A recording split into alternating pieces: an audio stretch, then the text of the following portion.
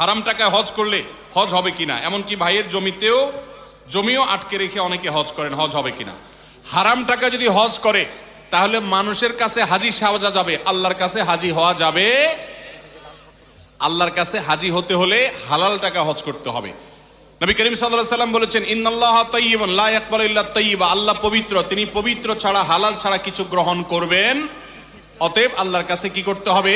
হালাল জিনিস নিবেদন করতে হবে। হারাম টাকা দিয়ে হজ ওমরা করলে সেটা হবে। লিখেছেন, আমার 4 লক্ষ টাকা ব্যাংকে আছে, সেই টাকা থেকে যে ইন্টারেস্ট আসে তা আমার সংসারে খরচ হয়ে যায়, তাহলে আমার যে টাকাটা ব্যাংকে রাখা আছে তার জাকাত দিতে হবে কিনা?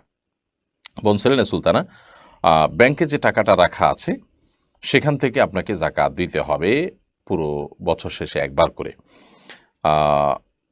ইন্টারেস্ট যেটা আসে আপনি সেটাকে বলছেন আপনার সংসারে আপনি খরচ করেন, তো ব্যাংক থেকে ইন্টারেস্ট আসলে সেটা তো সুদ, এবং সুদ তো গ্রহণ করা আপনার জন্য জায়েজ নয়। আপনি যদি ইসলামী ব্যাংকে টাকা রেখে থাকেন, তারা আপনাকে প্রফিট দিয়ে থাকে, সেটাও সন্দেহ বা সংশয়ের ঊর্ধ্বে না।